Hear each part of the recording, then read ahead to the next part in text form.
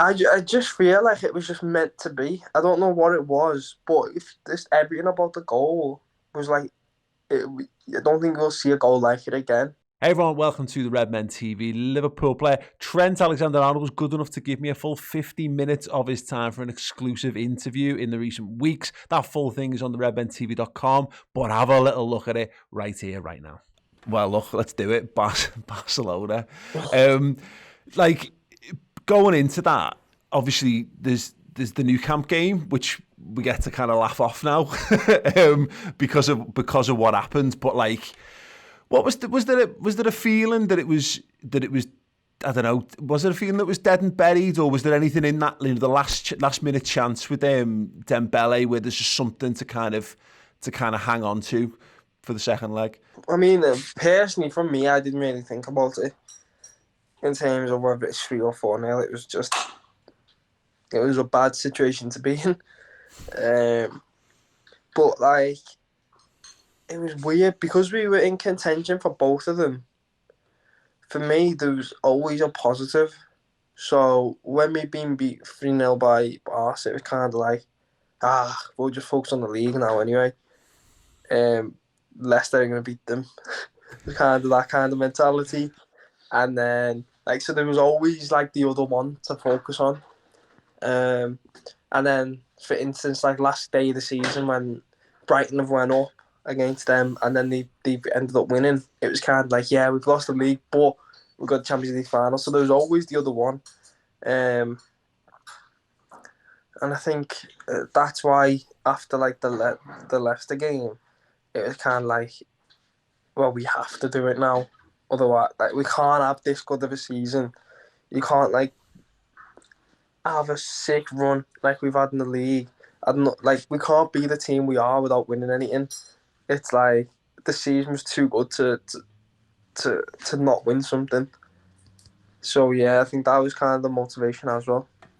So the Barcelona then, I mean, the coach greeting. I mean, there's been some great coach greetings over the years, but I think when you consider, I mean, I remember going to that game thinking, I'm going to go because it's my responsibility to go. It's a big game. It's what I didn't go thinking we're going to do these here. But Yeah, I think it was when you see the coach greeting, does that give you this idea that the fans still totally back the team?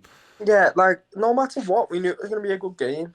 So whether we were able to turn it around, which I don't think many people would say that they fully believed in before the game, but like, we all knew that like it was just going to be a good game. It's a home game against Barca in the Champions League semis. Like, you still got to be up for it. It's one of the best games you can play in. Um, so everyone was properly up for it, and you could see that with the fans and that. Yeah. What was your view of the first goal? Because again, it's like Jordan, the unleashed Jordan Henderson striding through the middle of the park. I remember Jordi Alba's had a shocker, and um, and then I just remember Hendel getting it stuck under his feet, and like, it's one of them where like, as you're playing, you can't be a fan, so like like your body like jumps as like he's hitting it and stuff. You like, go on, and then when he misses, you're like, oh, and then obviously you see Div whack it in, but he's done very well to like get it out of his feet and get the shot off as quickly as he did. Yeah, it was good for Mendel, to be fair. Yeah, I mean, to be fair, it's a game that you walk away with man of the match in.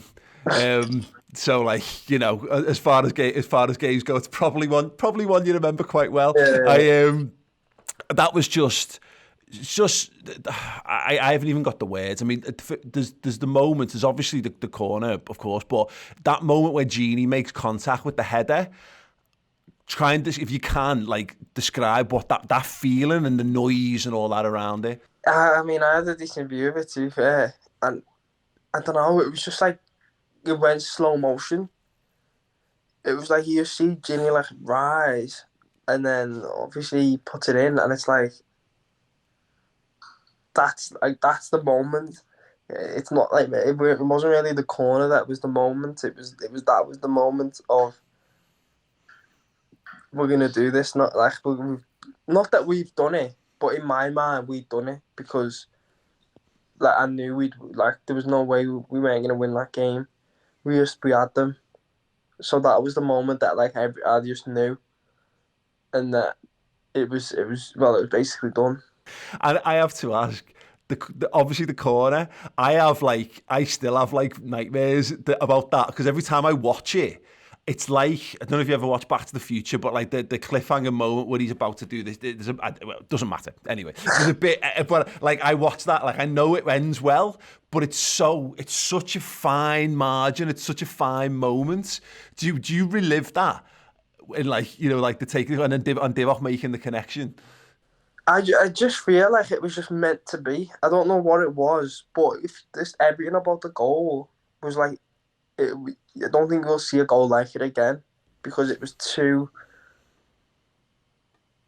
like perfect. If you can, I don't know how to describe it. It was just right. It just from even like Div knocking the other ball off the pitch so that the corner could come in and things like that, and the ball boy putting it on the spot.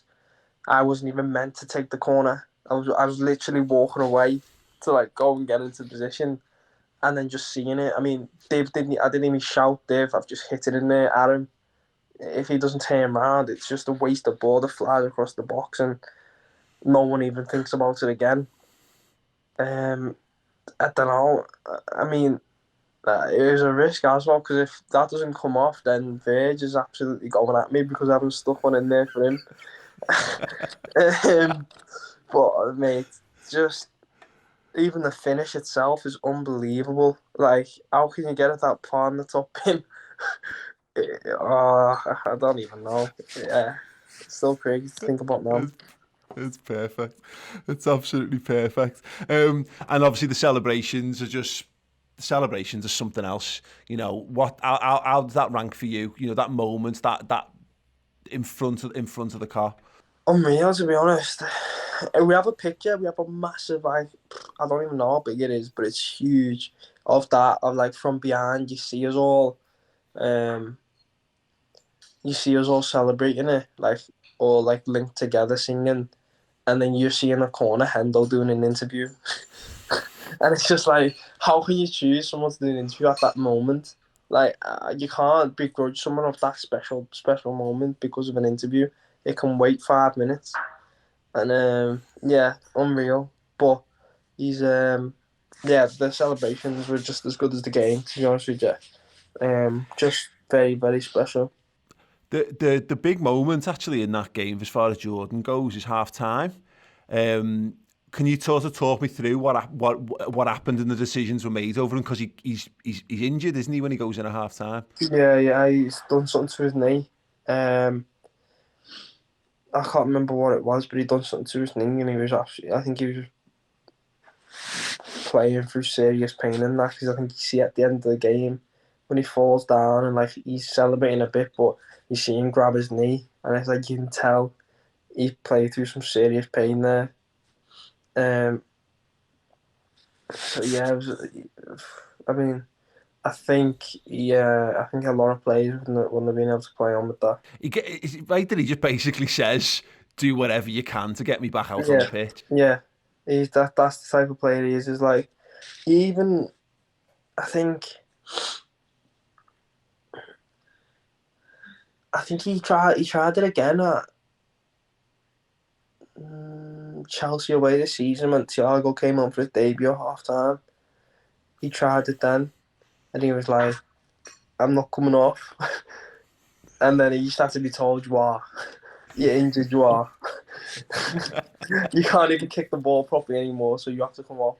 But he's the type of player to like just always want to play through it, always. Yeah, if you want that full interview from Trent about all kinds of amazing moments in his Liverpool career so far and the rise of Jordan Henderson in that time as well, then do check out the full interview and the Henderson 10 Years of Red documentary series. 3 amazing episodes plus tons of bonus features all streaming right now on our Liverpool streaming platform, theredmentv.com.